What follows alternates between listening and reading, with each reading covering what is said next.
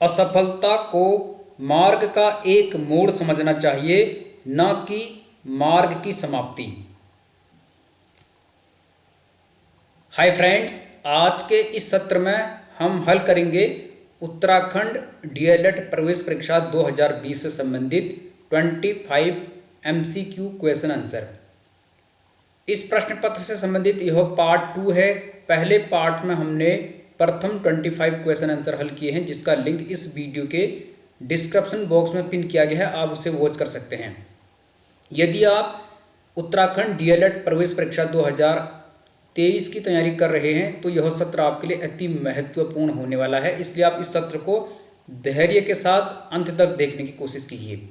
इसमें प्रश्न संख्या 26 पूछा गया था, भारत के संविधान का निम्नलिखित में से कौन सा अनुच्छेद समान नागरिक संहिता यानी यूनिफॉर्म सिविल कोड से संबंधित है, जिसे कई जगहों कॉमन सिविल कोड या यूनिफॉर्म सिविल कोड कहा जाता है और हिंदी में से समान नागरिक संहिता कहते हैं।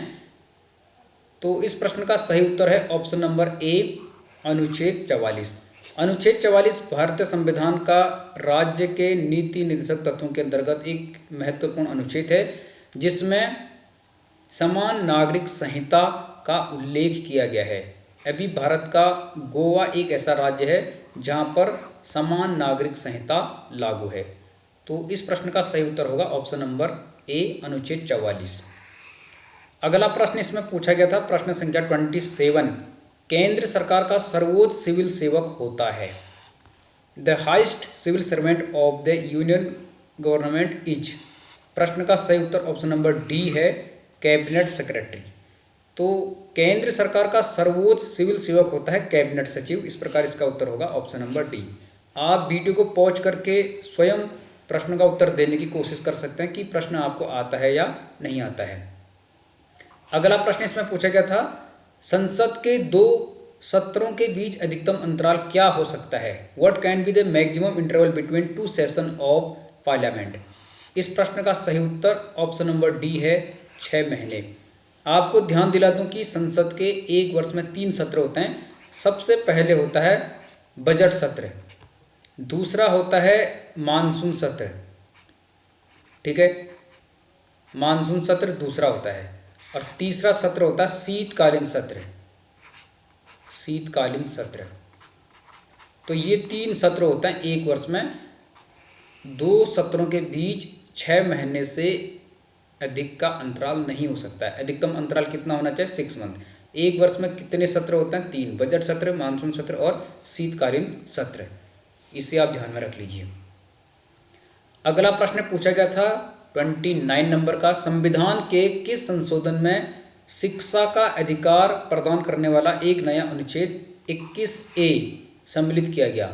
विच amendment of the constitution inserted a new article 21A providing right to education, जिसे शॉर्ट में RTE कहते हैं, राइट टू एजुकेशन। आपने सुना होगा, जो कि 2009 में यह एक्ट बना था और 1 अप्रैल 2010 से यह लागू हुआ था। इस प्रश्न का सही उत्तर होगा ऑप्शन नंबर ए, 86वें संविधान संशोधन, जो कि वर्ष 2002 में हुआ था। 86वां संविधान संशोधन, इसके तहत भारतीय संविधान के जो मौलिक अधिकार हैं उसमें 21A जोड़ा गया था और इसे 6 से 14 वर्ष तक के बच्चों के लिए निःशुल्क और अनिवार्य शिक्षा का प्रावधान करके शिक्षा का अधिकार जोड़ा गया था। तो इसका उत्तर होगा ऑप्शन नंबर ए, 86वें संविधान संशोधन अधिनियम 2002। इस प्रकार के प्रश्नों को आपको ध्यान में रखना है। अब हम बढ़ते हैं अगले प्रश्न की तरफ, प्रश्न संख्या 30।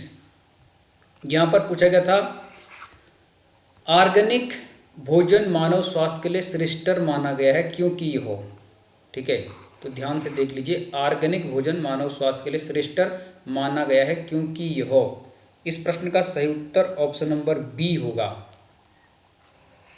यह कृत्रिम उर्वरक और कीटनाशकों के उपयोग के बिना उगाया जाता है, ठीक है। तो यह कृत्रिम उर्वरक और कीटनाशकों के उपयोग के बिना उगाया जाता है, इसलिए कहते हैं कि जैविक भोजन कीजिए, ऑर्गेनिक कीजिए, तो यह मानव स्वास्थ्य के लिए उत्तम माना जाता है। ऑप्शन बी इसका सही उत्तर हो जाएगा।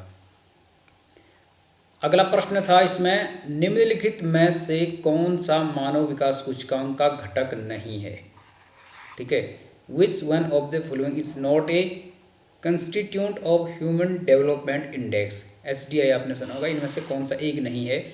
तो इसमें प्रति व्यक्ति आय है, जन्म के समय जीवन प्रत्याशा भी है, सकल नामांकन दर, स्वास्थ्य और पोषण। तो इसमें ये क्वेश्चन गलत हो गया था और इसमें जो उत्तराखंड विद्यालय शिक्षा परिषद है जो इसका एंट्रेंस कराता है, इसने इसमें बोनस दिया था। ठीक है, तो बोनस मार्क्स इसमें मिला था। अगला प्रश्न है प्रश्न संख्या 32। इसमें पूछा गया था मुद्रास्फीति का कारण है, इन्फ्लेशन इज कॉज्ड बाय। मुद्रास्फीति का क्या कारण है यह पूछा गया था। प्रश्न का सही उत्तर है ऑप्शन नंबर डी, मुद्रा की आपूर्ति में वृद्धि। ठीक है, इंक्रीज इन मनी सप्लाई। तो ये मुद्रास्फीति का कारण है, इसे आप ध्यान में रख लीजिए। अर्थशास्त्र का यह प्रश्न है। अगला प्रश्न इसमें पूछा गया था, निम्न में से किसमें ओजोन की अधिकतम सांद्रता पाई जाती है? ठीक है, क्षोभ मंडल, मध्यमंडल, समताप मंडल या बहिर्मंडल। इस प्रश्न का जो सही उत्तर है वो है ऑप्शन नंबर सी, समताप मंडल। तो समताप मंडल में ओजोन की अधिकतम सांद्रता पाई जाती है। ठीक है, the maximum concentration of ozone is found in which of the following. तो इसका उत्तर होगा समताप मंडल। ऑप्शन नंबर सी प्रश्न का सही उत्तर हो जाएगा। आगे बढ़ते हैं, प्रश्न संख्या 34। यहाँ पर पूछा गया था भारत में सर्वाधिक जैव विविधता संपन्न क्षेत्र है। सर्वाधिक जैव विविधता संपन्न क्षेत्र, the most biodiversity rich area in India. इस प्रश्न का जो सही उत्तर है वो होगा ऑप्शन नंबर सी, पश्चिमी घाट यानी वेस्टर्न घाट जो है, इनमें से भारत में सर्वाधिक जैव विविधता संपन्न क्षेत्र है। इसका उत्तर ऑप्शन नंबर सी होगा। अगला प्रश्न यहाँ पर पूछा गया था, भारत की सबसे लंबी अंतर्राष्ट्रीय सीमा किस देश के साथ है? India has longest international border with which country? इनमें से चीन, नेपाल, बांग्लादेश या पाकिस्तान। इस प्रश्न का सही उत्तर ऑप्शन नंबर सी है, बांग्लादेश के साथ भारत की सबसे लंबी अंतर्राष्ट्रीय सीमा है। तो इसका उत्तर होगा ऑप्शन नंबर सी। आगे बढ़ते हैं, प्रश्न संख्या 36। इसमें पूछा गया था निम्नलिखित में से कौन अम्लीय वर्षा का प्रमुख कारण है? अम्लीय वर्षा का प्रमुख कारण, which among the following is the major cause of acid rain? Acid rain का मेजर कॉज इनमें से कौन सा है? प्रश्न का सही उत्तर है option number B, nitrogen dioxide. Nitrogen dioxide जो है इनमें से अम्लीय वर्षा का प्रमुख कारण है।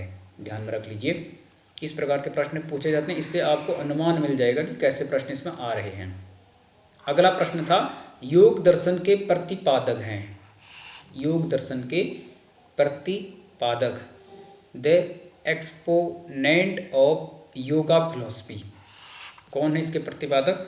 प्रश्न का सही उत्तर होगा ऑप्शन नंबर डी, पतंजलि। तो ये तो आसान था, आपको आता होगा। अगला प्रश्न था इसमें, निम्न या कौन सा देश पवनों का देश कहलाता है?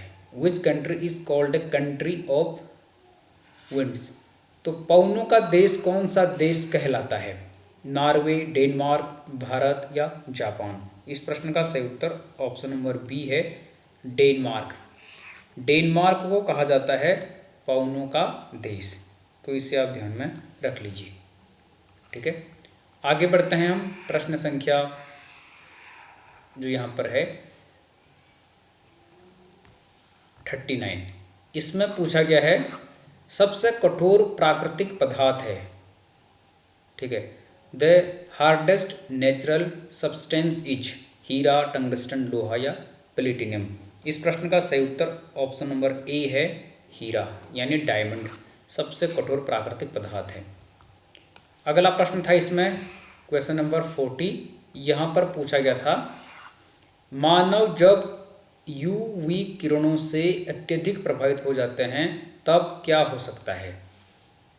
ठीक है, यानी excessive exposure of humans to UV rays result in ultraviolet rays जिन्हें कहते हैं।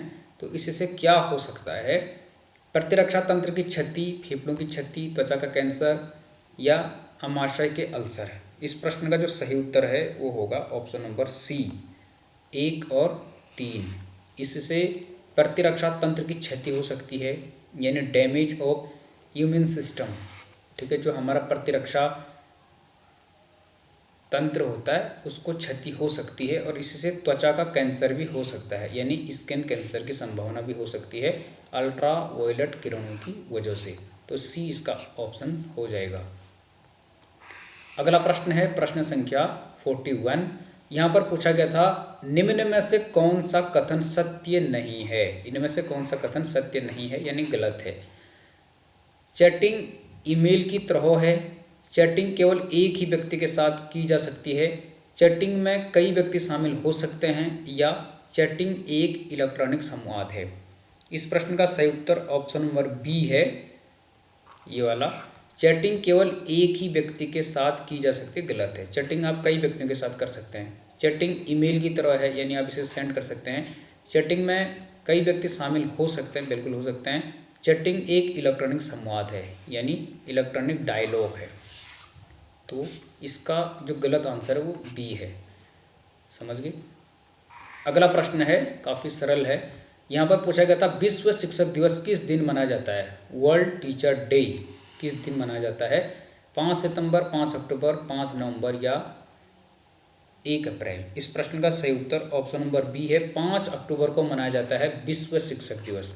और राष्ट्रीय शिक्षक दिवस मनाया जाता है 5 सितंबर को। भारत में डॉक्टर सर्वपल्ली राधाकृष्णन के जन्मदिन को हम अपने देश में राष्ट्रीय शिक्षक दिवस के रूप में मनाते हैं, और विश्व शिक्षक दिवस मनाया जाता है 5 अक्टूबर को। और 11 नवंबर को हम अपने देश में मनाते हैं राष्ट्रीय शिक्षा दिवस। क्या मनाते हैं? राष्ट्रीय शिक्षा दिवस। और ये किसका जन्मदिन होता है? अबुल कलाम आज़ाद का, जो कि भारत के पहले शिक्षा मंत्री थे। ये भी आप ध्यान में रख सकते हैं। अगले प्रश्न की तरफ हम बढ़ेंगे। यहाँ पर प्रश्न संख्या जो कि आपको यहाँ पर दिखाई दे रही है 43। इसमें पूछा गया था एलिसा जांच किस रोग की पहचान करती है। ठीक है, which disease is diagnosed by ELISA test. तो एलिसा टेस्ट किस रोग की पहचान करती है? पोलियो, कैंसर, टाइफाइड या एड्स। इसका सही उत्तर ऑप्शन नंबर डी है, एड्स। तो एलिसा जांच एड्स रोग की पहचान करती है। तो इसका उत्तर होगा ऑप्शन नंबर डी। अगला प्रश्न यहाँ पर पूछा गया था आधिकारिक तौर पर उत्तराखंड का राजकीय खेल है। Officially the state game of Uttarakhand is football, cricket, kabaddi या हॉकी। प्रश्न का सही उत्तर ऑप्शन नंबर ए है, फुटबॉल। फुटबॉल उत्तराखंड का राजकीय खेल है। ठीक है, कई बार हम इतने आसान प्रश्नों को गलत भी कर लेते हैं। अगला प्रश्न है वर्ष 2024 में ओलंपिक खेल कहाँ आयोजित होंगे। Where will the Olympic games be held in year 2024। Tokyo, Beijing, Paris या लॉस एंजल्स। इसका सही उत्तर है option number C, Paris, France में। तो पेरिस में 2024 में ओलंपिक खेलों का आयोजन किया जाएगा। इसका सही उत्तर ऑप्शन नंबर सी है। ठीक है, अगले प्रश्न की तरफ पढ़ते हैं। यहाँ पर पूछा गया है विंग्स ऑफ फायर पुस्तक के लेखक कौन है। Who is the author of the book wings of fire. काफ़ी फेमस ये पुस्तक है। APJ अब्दुल कलाम, अरुंधति राय, एनी बेसेंट या MS धोनी। प्रश्न का सही उत्तर ऑप्शन नंबर ए है, डॉक्टर APJ अब्दुल कलाम हैं विंग्स ऑफ फायर के लेखक। तो इसका उत्तर होगा ऑप्शन नंबर ए। आखिरी के 4 प्रश्न और हम हल करेंगे, उसके बाद आगे हम नेक्स्ट पार्ट में हल करेंगे। यहाँ पर पूछा गया था किस भारतीय महिला हॉकी खिलाड़ी को वर्ष 2021 में उत्तराखंड तिलु रौतेली पुरस्कार से सम्मानित किया गया। उत्तराखंड तिलु रौतेली पुरस्कार 2021 से किस भारतीय महिला हॉकी खिलाड़ी को सम्मानित या पुरस्कृत किया गया। तो इस प्रश्न का सही उत्तर ऑप्शन नंबर सी है, वंदना कटारिया। यह उत्तराखंड की हैं और इन्हें वर्ष 2021 में उत्तराखंड तीलू रौतेली पुरस्कार से सम्मानित किया गया था। वंदना कटारिया का संबंध हॉकी से है, तो इसे आप ध्यान में रख लीजिएगा। आगे बढ़ते हैं, प्रश्न संख्या 48। इसमें पूछा गया था उत्तराखंड के कितने जिले अंतर्राष्ट्रीय सीमा को स्पर्श करते हैं। ठीक है, काफ़ी इंपॉर्टेंट प्रश्न है, कई बार पूछा जाता है। तो how many district of Uttarakhand touch the international border, इसका जो सही उत्तर होगा उसे बताने की कोशिश कीजिए। सही उत्तर है ऑप्शन नंबर सी, 5। तो 5 जिलों के साथ अंतर्राष्ट्रीय सीमा टच होती है। ठीक है, तो उत्तराखंड के कितने जिले अंतर्राष्ट्रीय सीमा को स्पर्श करते हैं, उत्तर होगा 5। आप कमेंट सेक्शन में इनका जवाब लिख सकते हैं, कौन से वे 5 जिले हैं जो अंतर्राष्ट्रीय सीमा को स्पर्श करते हैं उत्तराखंड राज्य के। अगला प्रश्न है, आखिरी के 2 प्रश्न और हम हल करेंगे आज के इस सेशन में। यहाँ पर पूछा गया था उत्तराखंड के प्रथम विधानसभा अध्यक्ष थे। ठीक है, प्रकाश पंत, यशपाल आर्य, रघुनाथ सिंह चौहान या नित्यानंद स्वामी। इसका सही उत्तर ऑप्शन नंबर ए है, प्रकाश पंत थे उत्तराखंड के प्रथम विधानसभा अध्यक्ष। जब उत्तराखंड में अंतरिम सरकार का गठन किया गया था, उत्तराखंड गठन के पश्चात जब 9 नवंबर 2000 को उत्तराखंड का गठन किया गया, उसके बाद जो प्रथम विधानसभा अध्यक्ष थे वो बने थे प्रकाश पंत। ठीक है, आखिरी प्रश्न आज का जो हम यहाँ पर हल कर रहे हैं, इसमें पूछा गया था हाल ही में यूक्रेन के युद्धग्रस्त क्षेत्र में फंसे भारतीय नागरिकों की सुरक्षित वापसी के लिए चलाए गए अभियान का नाम क्या है। ऑपरेशन सूर्य होम, ऑपरेशन राहत, ऑपरेशन रिटर्न होम या ऑपरेशन गंगा। सही उत्तर है ऑपरेशन गंगा। ऑपरेशन गंगा चलाया गया था यूक्रेन के युद्धग्रस्त क्षेत्र में फंसे भारतीय नागरिकों की सुरक्षित वतन वापसी के लिए। और ऑपरेशन सूर्य होप था केदारनाथ आपदा से संबंधित, जो 16-17 जून 2013 को आई थी। उसमें लोगों को बचाने के लिए जो ऑपरेशन चलाया गया था उसे कहा गया था ऑपरेशन सूर्य होप।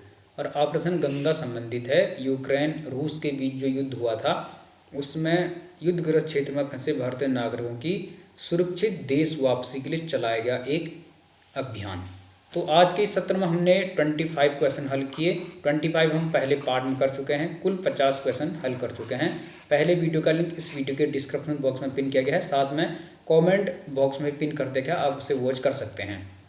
अगले पार्ट्स में हम नेक्स्ट 25 क्वेश्चन हल करेंगे। इस प्रश्न पत्र में कुल 200 क्वेश्चन हैं जिन्हें आपको हल करना है। यदि वीडियो अच्छी लगी तो लाइक कीजिए, चैनल पर पहली बार विजिट कर रहे हैं तो अवश्य ही सब्सक्राइब कीजिएगा। All the best.